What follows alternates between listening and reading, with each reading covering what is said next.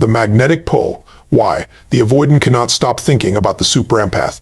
Have you ever wondered why the very person who claims they need space, freedom, and independence ends up mentally trapped by the one soul they tried hardest to push away?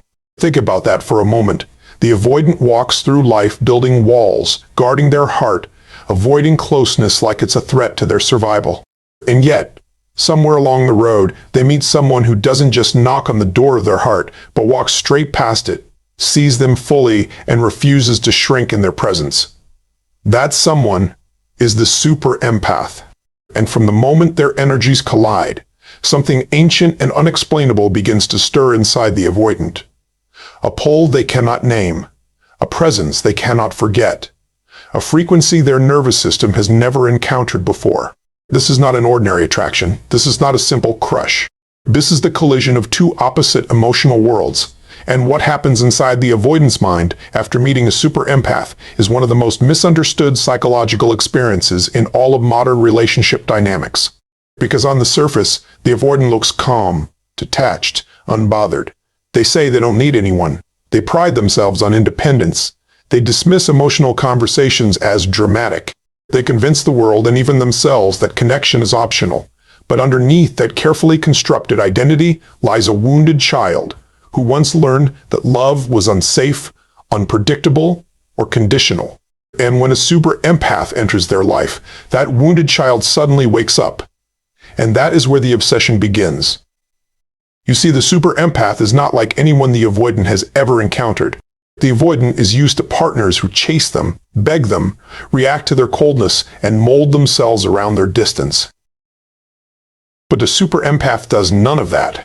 The super empath sees the avoidant clearly, without judgment, without desperation, without the neediness that the avoidant secretly uses as fuel for their withdrawal. And this is exactly what shakes them to the core. Because for the first time in their emotional life, they meet someone who is not intimidated by their silence, not destroyed by their distance, and not confused by their contradictions. Someone who understands them at a level they cannot understand themselves.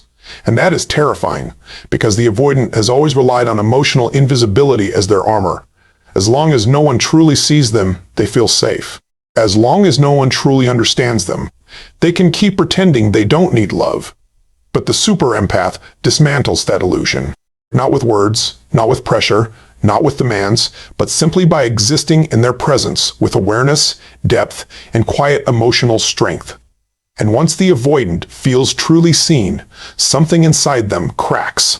And through that crack, a longing they buried decades ago begins to leak out. A longing they cannot explain, cannot stop, and cannot escape. Here is where the psychology gets even more powerful. The avoidant does not fall for the super empath the way most people fall in love. They fall inward. They begin to experience emotions they have spent their entire lives suppressing. They start noticing thoughts that intrude at strange hours. They start replaying conversations they pretended not to care about. They start feeling a strange heaviness in their chest when the super empath is not around. And instead of recognizing these signals as love, they interpret them as danger. Because to the avoidant nervous system, emotional intensity equals threat. And the more they feel, the more they run. But here is the twist that changes everything. The more they run, the more they think. And the more they think, the deeper the super empath becomes rooted inside their subconscious mind.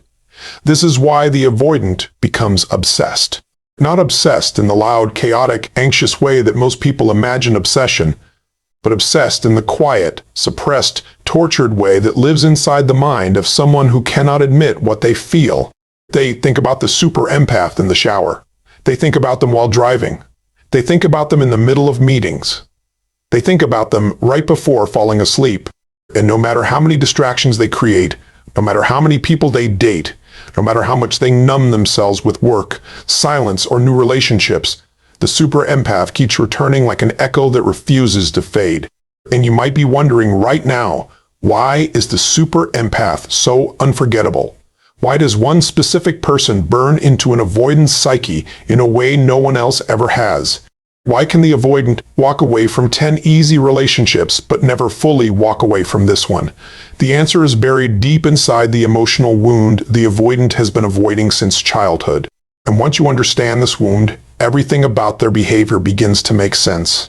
The silence, the withdrawal, the return, the obsession, the confusion, and the invisible thread that keeps pulling them back toward the one person they swore they could live without.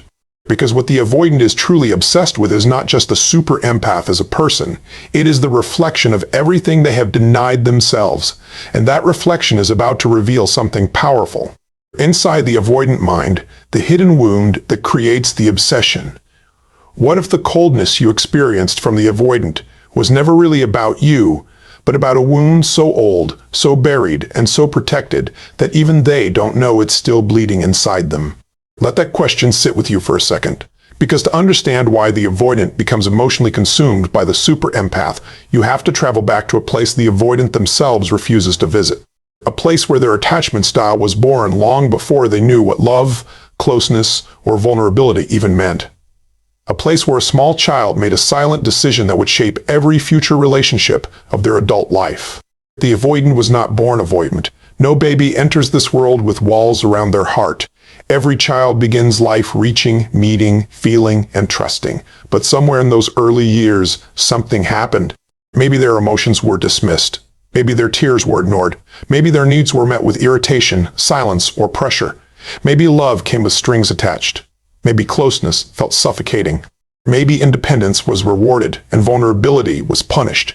Whatever the exact story, the outcome was the same. A young nervous system learned a devastating lesson. Depending on others is dangerous. Feeling deeply is risky. Meeting someone means losing yourself. And so, that child did what every child does when the emotional environment feels unsafe. They adapted. They armored up. They shut down the part of themselves that needed love. And they built an identity around not needing anyone. That armor became the avoidant adult you see today. Confident on the outside. Composed, independent, emotionally distant. But underneath all of that, a small wounded self is still standing behind a locked door, whispering the same thing they whispered decades ago. Please see me. Please stay. Please prove I am worth staying for. But because that wound is so painful, the avoidant cannot allow themselves to feel it. So they created a lifelong strategy of emotional avoidance.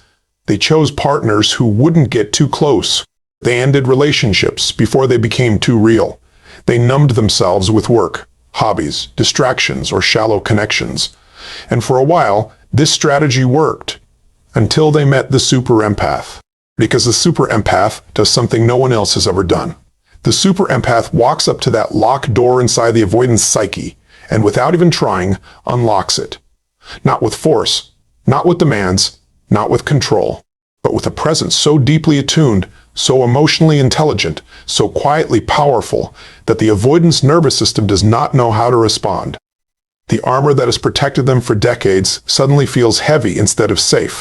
The walls that once gave them peace suddenly feel like a prison. And the wound they have been running from their entire life suddenly starts throbbing with a life of its own. This is the moment the obsession is born. Not from love in the romantic sense, not from attraction in the physical sense, but from the shock of being emotionally exposed for the first time. The avoidant experiences a psychological earthquake that shakes the foundation of their identity. Everything they believed about themselves begins to crack. They thought they didn't need anyone. Now they cannot stop thinking about one specific person. They thought they preferred emotional distance. Now they feel restless in silence. They thought they were incapable of deep love. Now they feel a bottomless ache they cannot explain. And this internal contradiction becomes the fuel that keeps the super empath burning inside their mind long after the interaction ends. Here's a truth that most people miss. The avoidant is not obsessed with the super empath because the super empath is perfect, beautiful, or unattainable. The avoidant is obsessed because the super empath activated a part of them that has been asleep since childhood. And once that part wakes up, it cannot be put back to sleep.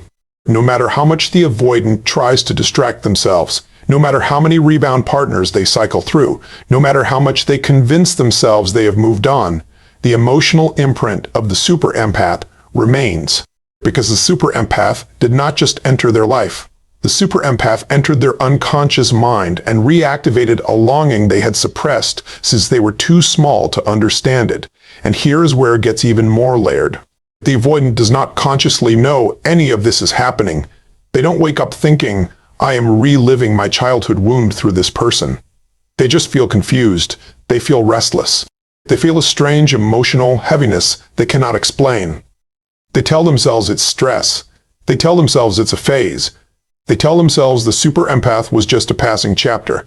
But the more they deny it, the louder it grows.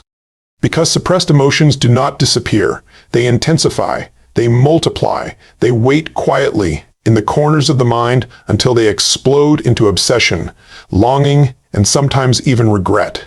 And this is only the beginning of the storm. Because once the avoidance wound is activated, the super empath's energy begins to work on them in ways they have never experienced before. And that energy is about to reveal exactly why the avoidant cannot escape.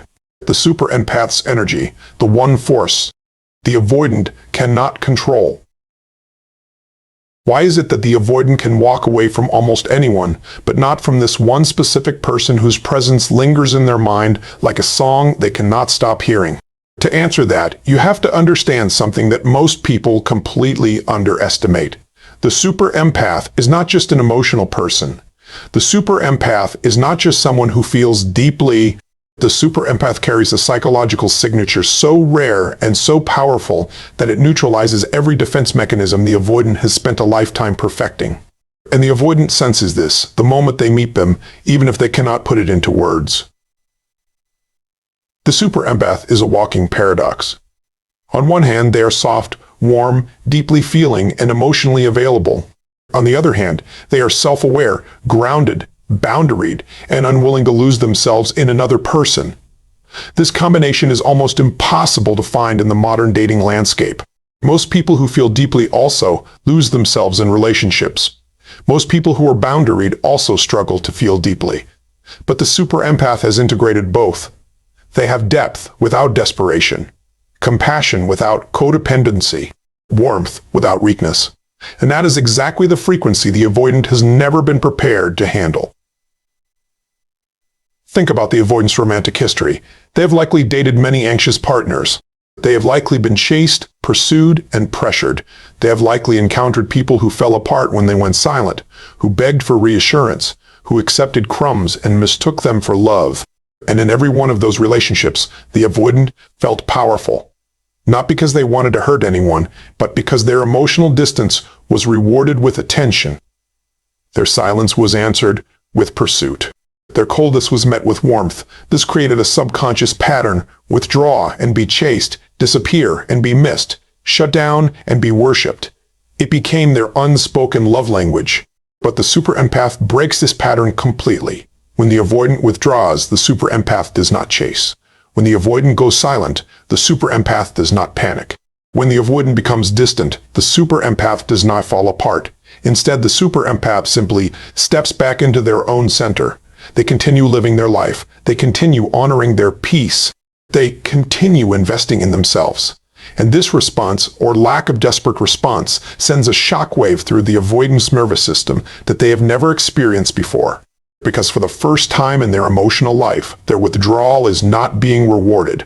Their distance is not being chased. Their coldness is not being warmed up by someone else's anxiety. And this creates an internal panic they cannot understand. You see, the avoidant's entire emotional strategy depends on being pursued. It is what makes them feel safe. It is what makes them feel in control. It is what allows them to believe they can have love on their own terms. But the super empath refuses to play that role. Not out of coldness, not out of manipulation, not out of games, but because the super empath knows their worth. They know they deserve consistency. They know they cannot pour their energy into someone who treats their heart like an option. And so they hold their ground, gently but firmly. And that groundedness becomes the very thing that pulls the avoidant in. Here is the psychological twist that changes everything. The avoidant is not attracted to people who need them. The avoidant is haunted by people who do not need them. The avoidant is haunted by people who do not need them. Because a person who does not need them cannot be controlled. A person who does not need them cannot be manipulated with distance. A person who does not need them becomes an emotional mystery the avoidant cannot solve.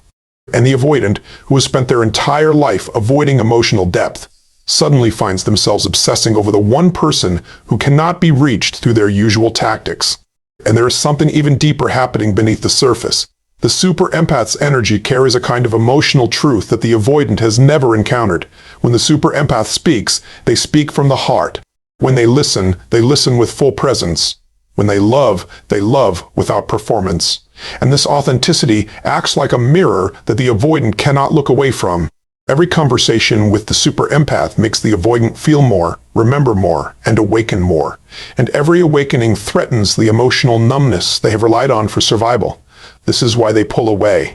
Not because they don't feel enough, but because they feel too much. The super empath also carries something that unsettles the avoidant on a spiritual level. They carry a self-love that cannot be manufactured, a stillness that cannot be faked, a confidence that does not come from external validation. And this drives the avoidant into a strange emotional territory. On one side, they are drawn to this energy because it represents everything they have never allowed themselves to become. On the other side, they resent this energy because it exposes everything they have been hiding from. And this internal conflict transforms into an obsession that lives in the background of every waking moment. That is why the avoidant cannot stop thinking about them. That is why they return, disappear, and return again. Because they are not chasing a person, they are chasing a feeling they cannot recreate anywhere else. And that feeling is about to drive them into a storm they never saw coming. The push-pull storm, how the avoidant sabotages. What they secretly crave. Why would someone destroy the very connection they cannot stop dreaming about? Why would they walk away from the one person who finally saw them, understood them, and loved them without conditions? This is the question that torments every super empath who has ever loved an avoidant. And the answer lies in one of the most painful psychological patterns in all of attachment theory. The push-pull cycle. A storm that lives inside the avoidant's mind, spinning them between longing and fear, between desire and defense, between reaching out and running away.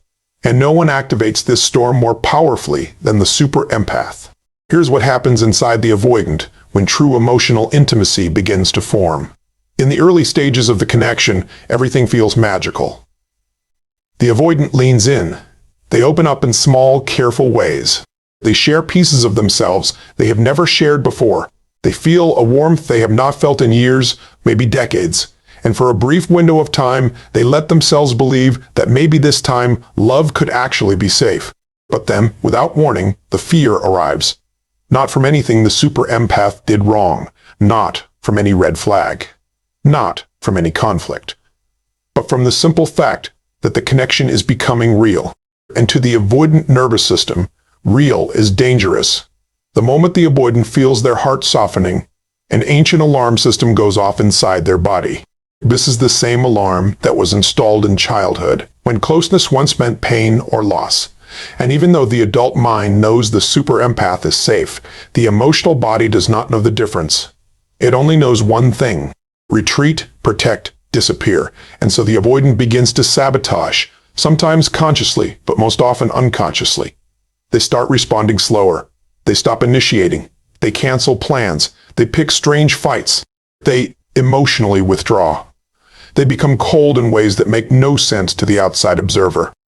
And the super empath, feeling the shift, is left standing in confusion, wondering what they did to cause it.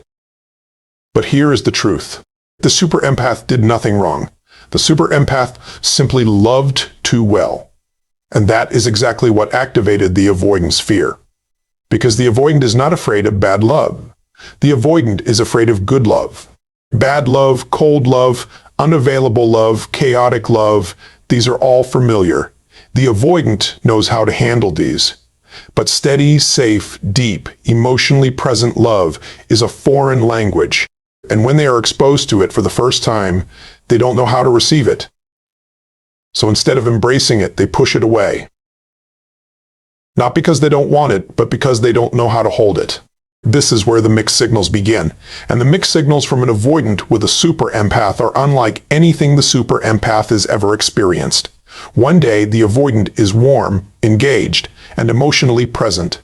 The next day, they are distant, robotic, and unreachable. 1 week, they text constantly. The next week, they vanish. One conversation feels like the beginning of a soulmate connection. The next conversation feels like they are talking to a stranger, and the super empath, no matter how emotionally intelligent, begins to feel destabilized by this inconsistency because they can feel the love, they can feel the depth, they can feel the connection, but they can also feel the retreat, and they cannot understand how both can exist at the same time. But both can exist. In fact, both must exist. Because the avoidant is not lying when they show love, and the avoidant is not lying when they pull away. They are simply living in two internal worlds at once. In one world, they crave connection more than anything. In the other world, they fear connection more than anything. In the other world, they fear connection more than anything. And these two worlds are constantly at war. Every time love wins, fear rises. Every time fear wins, love aches. And the super empath becomes the battlefield where these two forces collide. Then comes the breadcrumbing. This is one of the most confusing behaviors of the avoidant. Just when the super empath begins to accept that the connection is over, the avoidant reappears. A random text, a meaningful comment, a late night message, a meaningful comment, a late night message, a subtle sign that says, "I still think about you." And the super empath, whose heart never fully closed, feels the pull again. But here is the psychological reality of breadcrumbing. It is not a promise. It is not a return.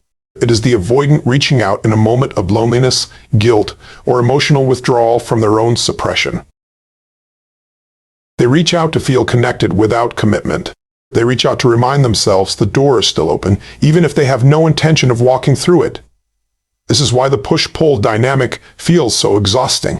Because the super empath is not dealing with a partner who has decided to leave. They are dealing with a partner who cannot decide at all. A partner whose heart says yes, but whose defenses say no. A partner who loves them in secret but abandons them in practice. A partner who dreams of them at night but pulls away in the morning. And this endless oscillation slowly drains the super empath, not because their love is weak, but because their love is being poured into a container that keeps closing itself. And yet, even in the middle of the storm, the avoidant is more emotionally consumed than they have ever been in their life, because the sabotage does not kill the feeling, it amplifies it. And the storm is about to enter a phase where silence becomes louder than any words ever spoken. The silence after the storm. What really happens during no contact. Have you ever wondered what truly happens inside an avoidant's mind when the super empath finally goes silent? When the messages stop, the calls end, and the presence they took for granted quietly disappears from their life? Most people believe the avoidant feels relief. They imagine the avoidant celebrating their freedom, enjoying their space, and finally breathing without the weight of emotional expectation. But the truth is the exact opposite. The silence of the super empath is one of the most psychologically disturbing experiences the avoidant will ever face. Because silence removes the one thing the avoidant used to regulate their emotional life. The presence of someone who cared, waited, and hoped. In the beginning of no contact, the avoidant does feel a form of relief. But it is not the peaceful relief they imagined. It is a strange, hollow quiet. The kind of quiet that feels wrong. The kind of quiet that echoes. For the first few days, the avoidant convinces themselves this was the right outcome. They tell themselves they needed space.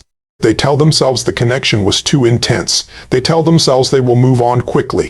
And they distract themselves with everything they can. Work, friends, hobbies, new people, endless scrolling, anything to avoid facing the empty space where the super empath used to live inside their mind. But the distractions only work for so long, because the super empath does not fade like an ordinary ex. The super empath leaves a psychological imprint that lingers in a way the avoidant is not prepared for. This is the concept of emotional echo. Every environment the avoidant enters begins to whisper reminders. A song plays and their chest tightens. A scent drifts by and their mind travels backward. A phrase someone says accidentally mirrors something the super empath once said, and suddenly the avoidant is emotionally flooded in a way they cannot control. And unlike previous relationships, they cannot brush these feelings off. They cannot dismiss them. They cannot minimize them. Because the super empath did not just love them, the super empath saw them. And being seen is something the human psyche never forgets. As the days of no contact stretch into weeks, something even more profound begins to happen. The avoidant begins to experience delayed emotional processing. This is one of the most misunderstood aspects of avoidant psychology. While anxious partners feel their emotions in real time, the avoidant suppresses them in the moment and only processes them later, sometimes weeks, sometimes months, sometimes years after the interaction ended. And during no contact, that delay finally catches up. Every emotion they refused to feel while the super empath was still present begins to surface. Every kindness they dismissed, every vulnerable moment they deflected, every deep conversation they cut short, all of it returns, uninvited, unfiltered, and impossible to ignore. This is why avoidants often say they only realized what they had after it was gone. It is not a cliché. It is neurological reality. Their emotional system was too overwhelmed to feel it in real time. But now, in the silence, there is nothing left to suppress with. The super empath is not there to distract them with love. The super empath is not there to argue with. The super empath is not there to reach for. There is only the avoidant, alone with their own mind, forced to sit inside feelings they have avoided for a lifetime. And this confrontation is deeply uncomfortable for someone who built their identity around emotional escape. Something else begins to happen during the silence. The avoidant starts to romanticize the super empath. Not in a small way, in a haunting, obsessive, almost cinematic way. They begin replaying memories on a loop. They remember the laughs, the look in the super empath's eyes, the way they were held emotionally, the way they were understood without having to explain themselves. And with every replay, the memory becomes richer, deeper, and more powerful. This is because the avoidant, in the absence of the actual relationship, no longer feels the fear that originally caused them to run. Fear only activates in the presence of intimacy. In the absence of intimacy, only longing remains. And that longing becomes a torment. Then comes the identity crisis. The avoidant begins to question everything. They question why they pulled away. They question why they sabotaged something so rare. They question who they really are underneath their defenses. They question whether they are capable of love at all. And this internal questioning shakes the emotional foundation they have relied on for decades. Because for the first time, they cannot blame the super empath. They cannot say the super empath was too much. They cannot say the super empath was needy or dramatic or controlling. They know deep down that the super empath was rare. And they know deep down that they were the ones who ran. And that realization is a psychological weight that grows heavier with every passing day of silence. The most powerful part of this silence is what it does to the avoidant's ego. The ego of the avoidant has always relied on being the one who leaves first, the one who cares less, the one who holds emotional power. But the super empath's no contact flips that entire dynamic. Because the super empath is not chasing. The super empath is not begging. The super empath is not spiraling. The super empath is simply choosing themselves. And that choice, that quiet, dignified choice, dismantles the avoidant's illusion of control more thoroughly than any argument ever could. The avoidant is left facing a truth they cannot escape. They lost someone who did not need them, but loved them anyway. And that loss cuts deeper than they ever expected. And this is exactly when the pull to return begins to rise from a place they cannot explain. Why the avoidant returns? The subconscious pull that overrides their defenses. What if the return of the avoidant has almost nothing to do with love, as most people define it, and everything to do with a subconscious pull so strong that it overrides every defense they have ever built? This is the question that most super empaths never think to ask, and yet it holds the key to understanding one of the most confusing behaviors in modern relationship psychology. Because when the avoidant reaches back out, whether it is weeks later, months later, or even years later, the reason behind the return is far deeper and far more psychological than anyone assumes. The avoidant does not return because they suddenly figured out their feelings. The avoidant does not return because they had a magical breakthrough about attachment. The avoidant returns because their subconscious mind cannot resolve the emotional imprint the super empath left behind. And the human mind, especially a wounded human mind, hates unresolved emotional material. It replays it. It circles it. It searches for closure through repetition. And the only way the avoidant knows how to search for that closure is by reaching back toward the person who created the imprint in the first place.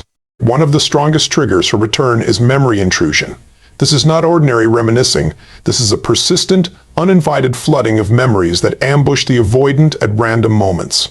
They may be driving down a familiar road, and suddenly a conversation with the super empath replays word for word. They may be sitting in silence, and suddenly the super empath's voice echoes in their mind. They may be with someone new, and suddenly they feel the emotional weight of comparison pressing down on them.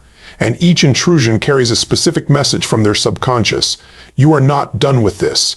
You did not process this. You cannot move forward until you face this. And eventually, the pressure becomes unbearable.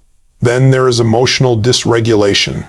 The avoidant, who prides themselves on being calm and unbothered, begins to notice they are no longer as regulated as they used to be. They feel restless. They feel irritable. They feel a low background anxiety that will not leave them alone. They cannot enjoy the things that used to bring them peace. They cannot fully commit to new partners. They cannot focus with the same clarity. And they slowly realize that the absence of the super empath is creating an emotional imbalance they cannot fix on their own. Because the super empath was not just a partner. The super empath was a nervous system regulator. Their presence, their voice, their calmness, their emotional intelligence, all of it created a sense of internal safety the avoidant had never experienced before. And when that regulator disappears, the avoidant begins to feel the raw chaos of their own unhealed emotions. There is another force at work here that most people never talk about. Identity destabilization. The avoidant built their identity around emotional independence, around not needing anyone, around being the strong one, the composed one, the one who doesn't get attached. But the super empath cracked that identity. The super empath made them feel. The super empath made them soften. The super empath made them experience a version of themselves they didn't know existed. And once that version emerged, the avoidant cannot go back to being who they were before. But they also don't know how to be someone new. So they are trapped between two identities. And the only person who ever met the emerging version of them is the super empath. So they return, hoping to see themselves reflected in the mirror one more time. This is the loss of the internal mirror. It is one of the most subtle and powerful reasons the avoidant comes back. The super empath, through their deep attunement, became a mirror in which the avoidant could see parts of themselves they had never seen before.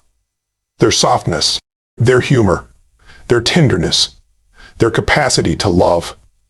And when that mirror is gone, the avoidant feels invisible again. Not invisible to the world, but invisible to themselves. Because no one else reflects them the way the super empath did, and this invisibility becomes intolerable over time. So they reach out, sometimes with a simple hello, sometimes with a long emotional confession, sometimes with an indirect message that pretends to be casual. But underneath every version of the return is the same silent plea. Please help me see myself again. However, the return is rarely clean. It is rarely fully committed. It is rarely the epic reunion the super empath once dreamed of. Because even when the avoid returns, they still carry the same wound they had before. And unless they have done deep inner work during the silence, they will bring that wound with them into the reconnection. This is why so many avoidant returns follow the same painful cycle. They come back with intensity. They express regret. They speak of change. They promise to be different. And for a while, they are. But as soon as real intimacy begins to build again, the same fear arises. The same alarm goes off. The same subconscious script begins to play. And unless they have truly healed, they will run again. This is a truth that most super empaths need to hear. The return of the avoidant is not proof of transformation. It is proof of unfinished emotional business.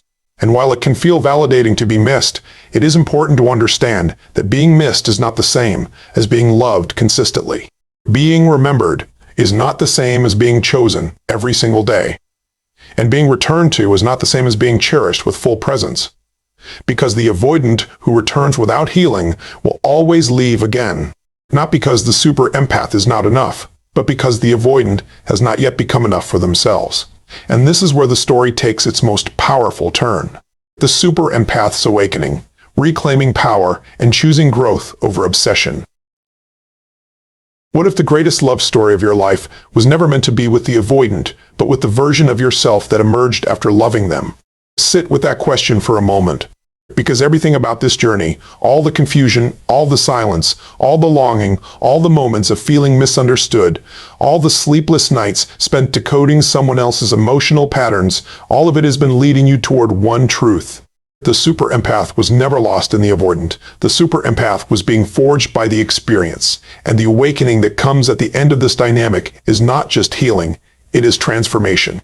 For a long time, the super empath believed that if they just loved harder, understood deeper, waited longer, and gave more, the avoidant would eventually meet them where they were.